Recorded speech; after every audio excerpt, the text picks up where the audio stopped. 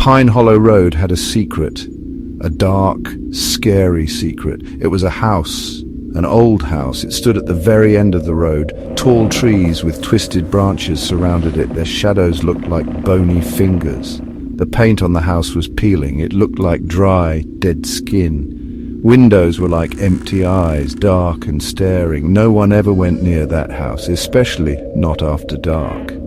The kids in the neighborhood whispered about it all the time, their voices low and shaky. They called it the Ragman's house. The name itself sent shivers down your spine. Who was the Ragman? Nobody knew for sure, but everyone had a story. Some said he was a ghost, a very angry ghost. Others said he was something else, something not quite human. They said he collected things, old things, forgotten things. But the legend said he collected more than just rags and bones. He collected fears. He collected lost hopes. He collected children, or at least their favorite toys, snatched in the night. The house always looked deserted. No lights shone from its grimy windows at night. No smoke ever curled from its crooked chimney.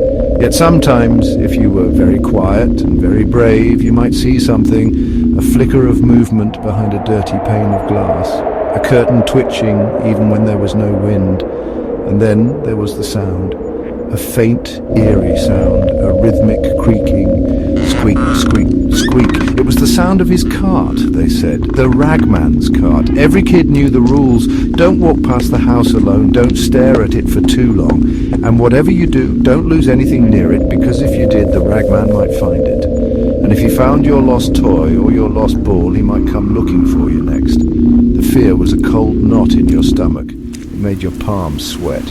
The house on Pine Hollow Road wasn't just a house. It was a nightmare waiting to happen. It was the heart of all their childhood terrors. The Ragman himself was a mystery, a terrifying, shadowy mystery. No one had ever seen his face. Not clearly, anyway. Was he old? Was he young? Did he even have a face? Or was it just a collection of shadows and rags? Kids described a tall, dark figure, a hunched silhouette draped in tattered, dark clothing. He moved like a whisper, a cold draft in the summer air. He preferred the twilight hours, or the deepest, darkest part of the night. That's when he was most active. That's when you might hear his cart. The cart was as legendary as the Ragman himself. It was old and wooden. Its wheels were wobbly and uneven. One wheel in particular made a terrible, grating squeak, squeak, squeak, squeak. The sound was a warning. It meant the Ragman was near. It meant you should run and hide. Don't look back. What did he carry in that rickety cart? Piles of old clothes, stained and torn, broken bits of furniture, discarded toys with missing eyes. The stories varied. Some said it was filled with the lost things from the neighborhood. Others whispered it was filled with something far more sinister. Bones, perhaps, or worse. The thought alone was enough to make your blood run cold. The air itself seemed to grow heavy and still when the thought of the Ragman's cart crossed your mind. When the Ragman was rumored to be out, a peculiar chill would settle over Pine Hollow Road. It wasn't just the night air, it was a deep, unnatural cold, a cold that seeped into your bones. You'd feel eyes on your back, prickles on your skin, the feeling of being watched, intensely watched. Even if you couldn't see him, you knew he was out there, lurking, waiting. The Ragman was more than a story. He was a presence, a palpable fear that haunted their dreams. Maeve had a dog. His name was Whiskey. Whiskey was a small, scruffy terrier. He had bright, curious eyes and a tail that wagged like a crazy metronome. Whiskey was Maeve's best friend. He followed her everywhere. He slept at the foot of her bed. He always came running when she called his name. His happy barks were a familiar sound in their yard, a sound that usually brought a smile to Maeve's face. But one afternoon the barking stopped. Suddenly, "Whiskey," Maeve called. Her voice echoed in the quiet yard. "Whiskey, come on, boy." Usually he'd come bounding around the corner, tongue lolling, eager for a treat or a pat, but not this time. There was only silence, a heavy, pressing silence. Maeve called again, louder this time. "Whiskey, where are you?" A knot of worry began to tighten in her chest. This wasn't like Whiskey. He never wandered far. He was always there. Her heart began to beat a little faster. She searched the backyard first, under the bushes, behind the shed. No whiskey. She checked the front yard. Nothing. Panic started to claw at her throat. Her eyes scanned the street, up and down. Where could he have gone? Then she saw it, the side gate. It was slightly ajar, just a few inches, but it was enough.